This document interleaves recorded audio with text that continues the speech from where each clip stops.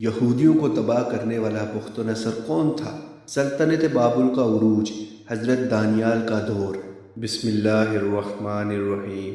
اور اللہ سبحانہ و تعالیٰ قرآن میں فرماتا ہے، پھر ہم نے اپنی کتاب میں بنی اسرائیل کو اس بات پر بھی متنبع کر دیا تھا کہ تم 2 مرتبہ زمین میں فساد عظیم برپا کرو گے اور بڑی سرکشی دکھاؤ گے۔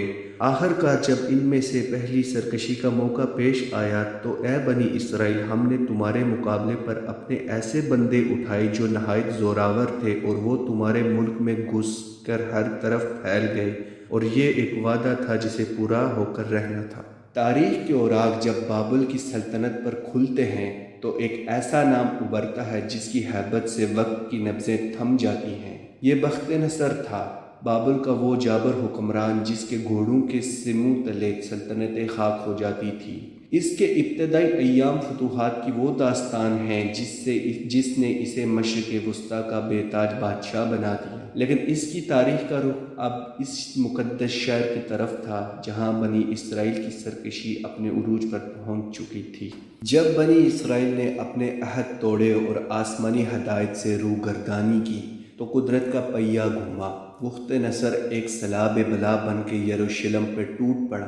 شہر کا طویل محاصرہ ہوا اور پھر وہ لمحہ آیا جب شہر کی دیواریں گر گئیں۔ تاریخ گواہ ہے کہ بخت نصر نے رحم کا نام تک نہ سنا۔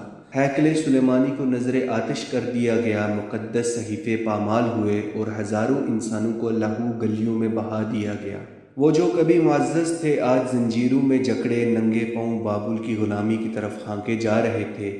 یہ محض ایک جنگ نہ تھی بلکہ ایک پوری تہذیب کا زوال تھا۔ بابل پہنچ کر بخت نصر کا تکبر آسمان کو چھونے لگا۔ اس نے وہ معلق باغات تعمیر کیے جو دنیا کا عجوبہ بنے، مگر اس کا دل انسانیت سے خالی ہو چکا تھا۔ وہ خود کو معبود سمجھنے لگا، لیکن قدرت کا قانون اٹل ہے۔ اس کے آخری ایام عبرت کا تازیانہ بن گئے۔ ایک ایسی پراسرار بیماری جس نے اسے گھیرا کہ وہ بادشاہ جو تخت پر بیٹھتا تھا جنگلوں میں درندوں کی طرح رہنے پر مجبور ہو گیا، اور وہ اپنی ہی سلطنت کے لیے ایک ڈراؤنا خواب بن گیا۔